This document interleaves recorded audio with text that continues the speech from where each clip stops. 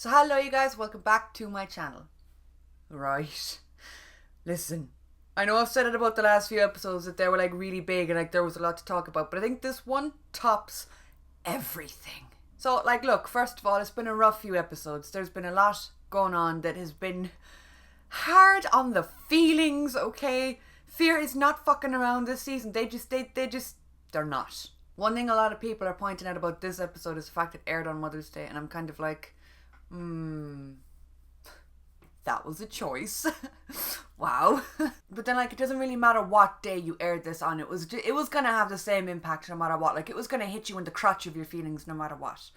Look, I love a good dream sequence episode. I love a good kind of psychedelic, not rooted in reality kind of episode. I don't mind them. I know they're not for everyone and not everyone likes those kinds of episodes, but I feel like it was a good way of leading the viewers into a false sense of security, which it did. Like, a bitch was confused.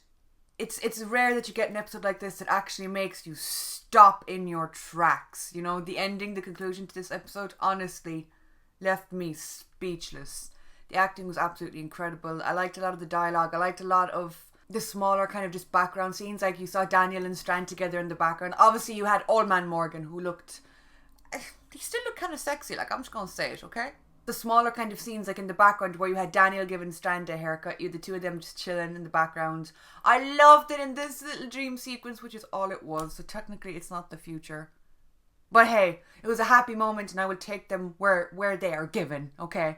You had Dwight settling down with Sherry. That honestly is where we should have known that this was a load of fuckery. Because Sherry's been trying to leave Dwight's ass every chance she gets. I should have known. At least for one brief episode, we had happiness.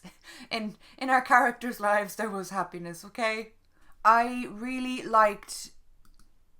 I can't remember what I was going to say because I opened my internet browser. Suddenly, all thoughts are lost. Obviously, when we were first introduced to her daughter, there was the stick. Yeah, and like I think that was what gave it away for a lot of people. And myself included. I saw the stick and I was like, is that Morgan's baby? I really liked it once it was revealed like what was happening. The fact that she had to come back to have the kid, because you had the two kind of jumping in between the two worlds, where you had the world we were in, like the present, and then her kind of dreamland. And I liked that what was happening out in our world was mirrored in her dreamland. So you had all the bad dudes turning up for the key or whatever, and then you had them also turning up in her dream. I liked that. I did. I thought it was nice. I do love a little bit of mirroring every now and again, and that was like really nicely done. I loved the visuals, like the pink trees and the prettiness and the kind of... It was like very kind of weird 70s psychedelic to look at. And I was like, I wasn't expecting it, but I don't hate it. I've said it a few times now in reactions and little chatty review videos over the past year. I feel like myself, I have become a lot more sensitive to stuff. Things hit me different and affect me differently than they did a year and a half, 2 years ago, because of like everything that's been going on, I guess.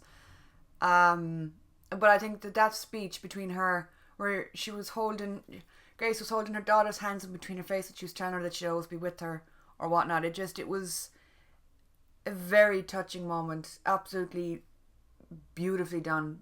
But that little turn on then when you find out that wasn't Grace's final moments, it was the daughter's. I was like, oh my god, what the fuck? Something that a lot of people have been bringing up, and I'm like, yeah, I kind of had that going through my head a little bit, was like, the kid was born and Morgan didn't try to like get the airwaves going or nothing. Now look, stillbirths do happen, and I can't imagine, and I don't want to imagine the pain that would cause on everybody in the fucking room and everyone involved. But like, sometimes you do have to encourage a kid to breathe. You have to like encourage a kid to kind of wake the fuck up, you know? And there was a few midwives in my comments and a few doctors and nurses and stuff explaining the different ways that you could have gone about that. It is kind of strange that, I don't know, Morgan just kind of like really quickly accepted the fact that like, oh, okay, you know, the baby's not with us. But it was one of those moments that I think will forever be like cemented into my brain in fear history, like forever. I don't know if anything would make me feel as sick in my stomach. Because like, I love shows and I'm emotionally invested and I'm a little bitch, okay? I'm very easy to make cry. Like, putting it out there, if you know me, you know that. But this episode made me feel sick. That twist at the end, genuinely, like, even afterwards, I wasn't right. I was like, wow, okay.